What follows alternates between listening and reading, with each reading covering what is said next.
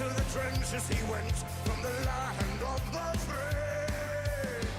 Into war he brought to... Sejam todas e todos muito bem-vindos a mais um episódio de Mundo História. E devido à repercussão positiva do episódio, eu venho aqui novamente para contar a vocês mais 3 histórias ilustradas por músicas da grande banda de Sabaton. Nossas 3 histórias hoje envolvem a Primeira Guerra Mundial e 3 figuras que se tornaram extremamente conhecidas e extremamente famosas, que eu espero que, contando a história, consiga trazer ainda uma discussão junto com elas. E a primeira história que eu queria contar a vocês é a história do estadunidense Alvin York, mais conhecido como Sargento York, que tem até mesmo um filme em sua homenagem, e a música 82nd All the Way de Sabaton. Mas quem foi Alvin York? Alvin York nasceu no Tennessee, para ser mais preciso, no interior do Tennessee, onde ele viveu em uma sociedade extremamente violenta, extremamente problemática. E ele cresceu violento, seguindo a influência que a sociedade impôs. Foi apenas em 1915 que decide mudar de vida e seguir um caminho menos violento. E se volta para a igreja, se tornando um grande cristão. E em junho de 1917, o alistamento militar chega à sociedade. Inicialmente, York argumenta com os responsáveis do testamento que não poderia servir devido à sua crença religiosa e já que ele seguia a Bíblia, que é um livro que prega o amor e a paz. Foi um argumento válido, de certo ponto, para nós, porém, os responsáveis pelo testamento não ligaram, chegaram até a dizer que a Bíblia é uma questão de interpretação. E assim, York foi obrigado a servir partindo para a Europa. Na Europa, ele atuou junto com a 82ª Divisão da Infantaria Americana, uma divisão que era inicialmente apenas de americanos, porém passou também a ser integrada por europeus refugiados, que muitas vezes nunca chegaram a lutar no exército, chegaram nem a lutar na guerra. Vai ressaltar que desde o seu treinamento, ainda nos Estados Unidos, o York já tinha se mostrado como um excelente atirador. E seu batalhão foi enviado no dia 3 de outubro para ajudar um outro batalhão no ataque contra as tropas alemãs. Uma batalha sangrenta, dura por dias. Esses dias de ataques, de bombardeios, de uma sensação de perigo, de medo, a Bíblia confortava York. A Bíblia era o seu ponto seguro. 5 dias depois, no dia 8 de outubro, chegou na vez do batalhão de York, o 82º, de avançar. Rapidamente avançaram contra as posições alemãs, que estavam em uma colina rodeada por uma floresta, protegida por uma floresta. Ataques de metralhadora dividiram o batalhão de York e espalharam o medo e o caos. Isso impediu que York reunisse seu esquadrão e os liderasse no ataque, entrando cada vez mais na floresta, sem saber que fazer isso, estava entrando cada vez mais em território alemão. De uma forma curiosa, eles se deparam com uma dezena de alemães descansando da batalha sangrenta, e os alemães, preparados ao verem os americanos, rapidamente se rendem, porém, não seria fácil assim, pois um ninho de metralhadora avistou os americanos e abriu fogo de uma maneira inacreditável. Inacreditável porque atiraram até mesmo nos próprios aliados, nos alemães, no caso.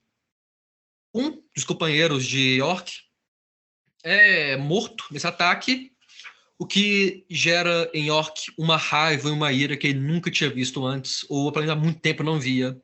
Ele rapidamente avança pela floresta, flanqueia o metralhadora e, ao avistar, praticamente de lado a lado, dispara seu rifle, causando cerca de 6 mortos no lado alemão.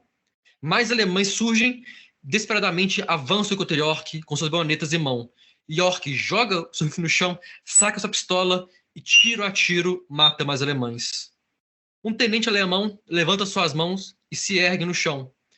Falando em inglês, incrível que pareça, diz que ele é capaz de fazer os alemães se renderem desde que o York para atirar. York, desconfiado, com a pistola em mão apontando para o tenente, concorda. O alemão soa seu apito e várias e várias e várias cabeças se levantam, todos rendendo, menos um jovem alemão, que pega uma granada e tenta jogar contra Alvin York. Ele erra, porém York não errou. Rapidamente e com um tiro certeiro, ele põe fim à vida desse corajoso alemão. Nenhum outro alemão apresentou nenhuma resistência.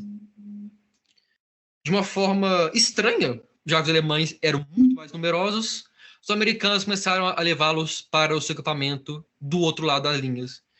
No seu percurso durante a floresta, mais 2 grupos de alemães se renderam a Alvin York e ao seu esquadrão. Foi uma cena praticamente inacreditável o que os americanos viram. Um pequeno grupo de soldados americanos, liderados por Alvin York, com 130 prisioneiros. Pelo seu feito heróico, York é promovido a sargento e continua lutando até o fim da guerra. Retorna aos Estados Unidos como um herói de guerra, com fama, com dinheiro, com uma fazenda, e dedica o resto da sua vida a ser fazendeiro e a espalhar a palavra de Cristo no interior do Tennessee. Apesar desse final teoricamente tranquilo, York passou o resto da sua vida tendo que lidar com uma violência que ele fugiu. Toda aquela violência que ele fugiu, que ele não queria mais viver, que o levou à igreja, ele enfrentou na guerra uma quantidade muito maior. E isso o assombrou o resto de sua vida. E isso é um ponto que eu queria falar também rapidamente, porque eu não tenho conhecimento para falar tanto, mas que nós vemos muito sobre as guerras, principalmente sobre as grandes guerras, mas nós vemos pouco sobre o estresse, sobre os traumas que muitos soldados voltam das trincheiras, voltam dos campos de batalha com. Americanos, até os dias de hoje, têm traumas por conta das campanhas no Iraque, no Afeganistão. E isso é algo que, na minha opinião, pelo menos, é muito pouco falado, muito pouco discutido.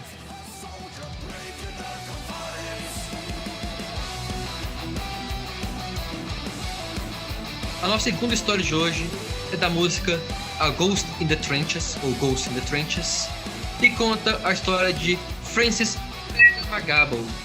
É um nome diferente, que ele era canadense, como dizendo, ele nasceu no Canadá, porque ele era parte das primeiras tribos, como eram chamadas. Ele era um aborígene canadense.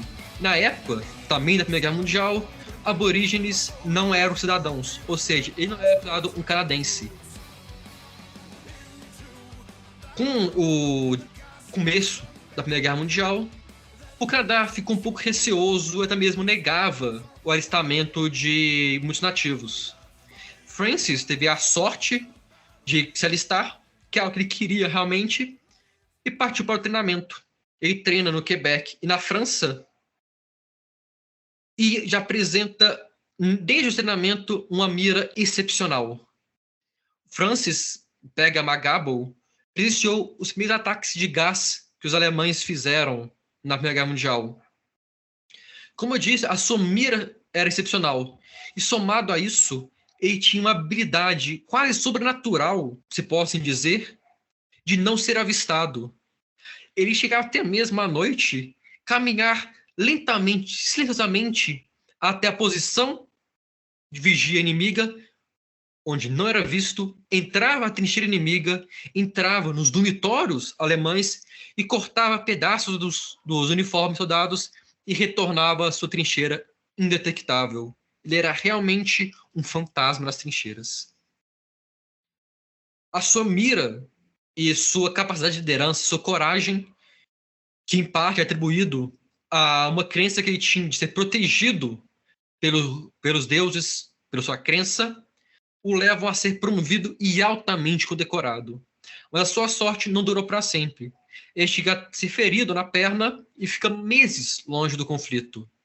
Os seus superiores estavam receosos em querer voltar ao campo de batalha, mas ele os convence após uma série de cartas e retorna ao campo de batalha, onde continua lutando. Tirando esses meses que ele ficou em repouso, ele estava lutando há praticamente 3 anos sem parar. E o cansaço físico e mental começava a alcançar, principalmente o mental. Com mais de 300 mortes causadas e todo o estresse da guerra, ele já começava a apresentar alguns sinais de estresse pós-traumático. Como eu disse, algo muito comum em soldados que retornam para casa. A guerra acaba, Francis retorna ao Canadá e entra para a história como o soldado nativo mais bem condecorado. Recebeu até mesmo medalhas da França e da Inglaterra pelos seus atos. Porém, ele retorna para o Canadá e retorna a ser um ninguém, entre aspas, ninguém, pois ele retorna a ser apenas, entre aspas, um nativo. Porque, como eu disse, os nativos americanos do Canadá não eram cidadãos.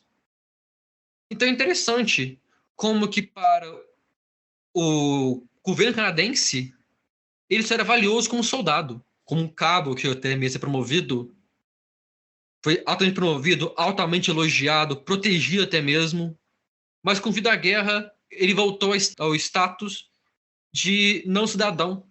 Isso é curioso e demonstra a hipocrisia do governo e uma herança colonial de considerar os nativos americanos, nativos de regiões colonizadas em geral, como inferiores. E Francis sofreu com isso e passou o resto da vida sofrendo como um não cidadão, lutando pelo direito de ser cidadão. Afinal de contas, ele era um herói de guerra e passou o resto da vida traumatizado pelos mais de 3 anos de batalha na Europa.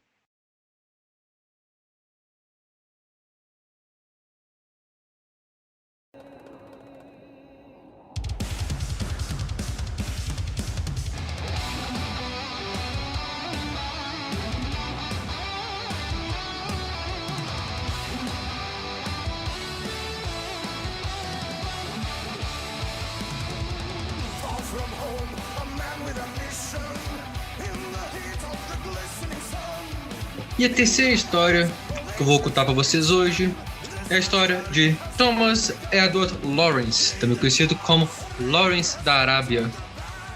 Mas antes de falar de Lawrence em si, eu tenho que dar para vocês um pequeno background da situação. Para quem não sabe, toda a história do Lawrence da Arábia ocorre durante a Primeira Guerra Mundial no Império Otomano. Em um momento em que o Reino Unido não tinha nenhuma grande vitória na Europa e tinha acabado de passar pela humilhação que foi a tentativa de invadir Galípoli, onde milhares de australianos foram mortos em uma missão fracassada.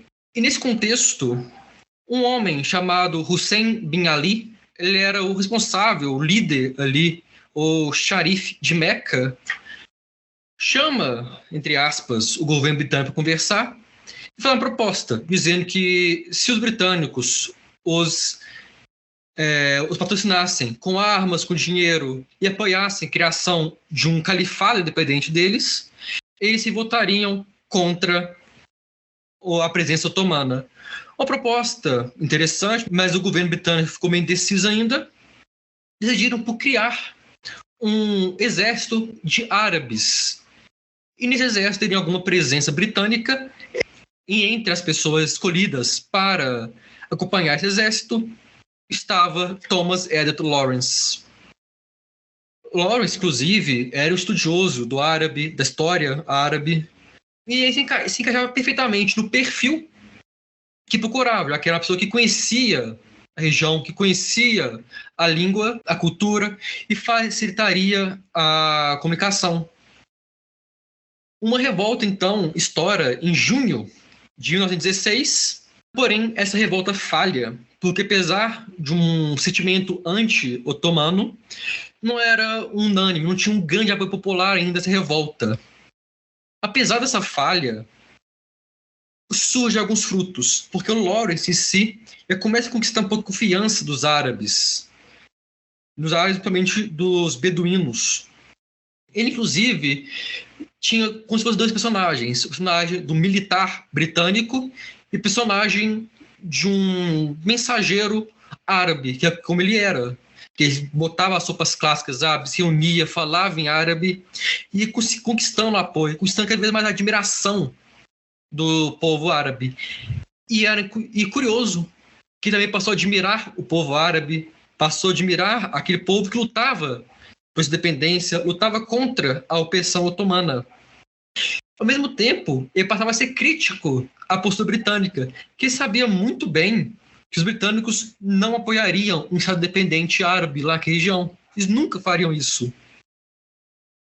Uma nova revolta é financiada pelos britânicos, mas o papel de Lawrence em si foi, junto com os beduínos, em táticas de guerrilha, atacando pequenos grupos otomanos, atacando entrepostos, atacando fiação, atacando inclusive uma rodovia que ligava Damasco, na atual Síria, até Meca, na atual Arábia Saudita. Uma importante ferrovia para a economia e para o escoamento de produtos de pessoas do Império Otomano. Cada ataque desse foi ganhando mais fama, dizendo, Lawrence da Arábia foi ganhando mais fama, ganhando mais prestígio, ganhando mais apoio popular. E com o desenrolar da guerra, os anos passando, a situação otomana ficava cada vez pior. Eles perdiam cada vez mais territórios, perdiam cada vez mais apoio, a população árabe, oprimida por eles, se votava cada vez mais, a ponto de que eles foram expulsos para o que nós conhecemos como a atual Turquia. E é nesse momento em que a esperança de um Estado, de um califado árabe independente, vai de água abaixo. Porque é nesse momento assinado em segredo o acordo Sykes-Picot, em que a França e o Reino Unido dividiram a região como bem entenderam. E essa divisão coloca Lawrence em uma situação complicada, porque ele liderou uma campanha excelente do ponto de vista estratégico e militar na região, tanto do ponto de vista britânico quanto do ponto de vista árabe. Para os britânicos, ele era um herói de guerra. Para os árabes, que confiaram nele, que colocaram nele a sua esperança de um Estado, a sua esperança de uma independência, ele era um traidor. E assim ficou conhecido Lawrence da Arábia, um traidor ou um herói. E eu quero chamar a atenção também, mas como as potências europeias, potências imperialistas, muitas vezes utilizaram nativos para conquistar seus objetivos. Os espanhóis fizeram isso na América Latina, os ingleses fizeram na África, os europeus em geral fizeram na África, os ingleses fizeram na Índia. Então é interessante mostrar isso, como que o imperialismo britânico continuava a pleno vapor na Primeira Guerra Mundial, como os árabes morreram, os árabes lutaram e morreram com uma promessa, nada mais nada menos era que uma mentira. E isso, na minha opinião, na minha visão, é o imperialismo. É um dos pontos do imperialismo, que é a enganação, que é a exploração do nativo, e colocar nativo contra nativo. E no final de toda a confusão, os nativos perderam e os únicos vencedores são as potências imperialistas. No mais, eu agradeço a quem ouviu até aqui. Espero que tenha gostado de mais um episódio de história. Se você não me segue na rede social, me siga no Instagram, @mundinho de história. Escute os outros episódios aqui no Spotify ou no Deezer. Também estão no Google Podcast. Caso queira financiar o nosso podcast, nós temos uma campanha no Catarse. Com qualquer valor mensal, você já ajuda a manter e a melhorar o podcast. E eu vejo vocês na próxima semana com mais um tema. Muito obrigado e até a próxima.